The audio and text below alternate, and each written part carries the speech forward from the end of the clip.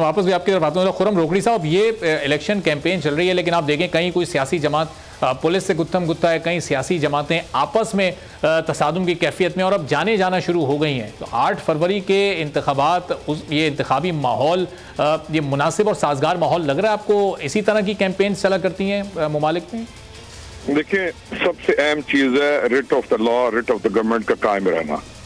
ये अभी वो मोहम्मद साहब कह रहे थे मेरा झंडा छीना जाए तो मैं क्या करूंगा। मकसद है कि कौन झंडा छीन रहा है, उन्होंने कहा पता नहीं कौन छीन रहा है, उसके बाद मुल्क को आग लगा देंगे या इंसाइट करेंगे नौजवानों को। बच्चे हैं, उनके करियर में मैं देख रहा हूँ कि बच्चों को इंसाइट करके व्हाट्सएप ग्रुप में और उनको चाहते क्या है कि वो बाहर निकल के ऐसी कैंपेन करें जिसको वो थ्रेट करें, चैलेंज करें गवर्नमेंट को। और फिर नुकसान क्या किसका होता है? वो जो इनको इंसाइट कर रहा है या बाहर निकल रहा है, या उन बच्चों का कि जो इस्तेमाल हो रहे हैं। मैं तो इस मामले में ये कहूंगा कि उन बच्चों को बिल्कुल उनको किसी तरीके से समझाया जाए, और जो इंसाइट कर रहा है इस तरह की कैंपेन में कि वो एंटी स्टेट या एक एंटी स्टेट बयानियां लेके चैलेंज करते हुए बाहर निकलकर इंसाइट करे और एग्रेशन की सूरत पे लेके जाए, जो इस चीज को तरतीब दे रहे हैं उनके खिलाफ शदीद एक्शन होना चाहिए और writ of the law maintain होनी चाहिए। ये है एक प्रिंसिपल।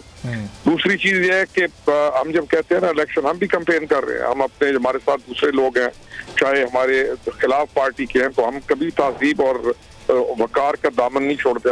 हमने तो ये रवायत को कायम किया है कि जलसों के अंदर किसी को ऐसा नेगेटिव उनके बारे में बात भी नहीं करते कि तकलीफ पहुंचे। हर किसी के चाहने वाले मौजूद है, हर पार्टी के चाहने वाले मौजूद है। हमारा तो वैसे कबायली निजाम है, हमारे पास पार्टी स्ट्रक्चर वैसे नहीं है।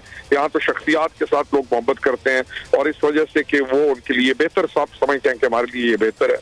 तो इस रविश का खात्मा जरूरी है, वंस एंड फॉर ऑल। ये जो लाशें गिरती हैं, अभी जो तज़किरा हो रहा था, लाशें गिरती हैं, जो बड़े लोग होते हैं उनकी लाशें आम लोगों की गिरती हैं। आम जो नौजवान है, आम जो कारकुन है, वो इस्तेमाल होता है और उसको इस्तेमाल करके लाशें भी उन्हीं की गिरती हैं, खून भी उन्हीं का गिरता है। बाकी तो बेनिफिशरीज जो होते हैं हर जगह पे वो बेनिफिशरीज ही रहते हैं। तो हमें ये देखना पड़ेगा कि कौन लॉ ब्रेक कर रहा है, लॉ को कौन किस नैरेटिव पर खड़ा है, कौन क्या चाहता है, कौन किसको चैलेंज कर रहा है, कौन किस मकाम पर पहुंचने के लिए कौन सी डायरेक्शन को अडॉप्ट कर रहा है। सही। हमें बड़ा सीरियसली देखना चाहिए।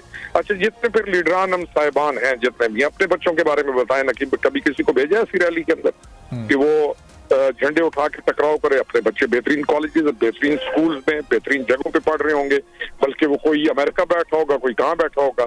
बच्चा जाएगा जिसको इस्तेमाल किया जाता है। अपने बच्चों को हम बिल्कुल खूब सिखाते हैं कि नहीं ऐसा काम नहीं करना।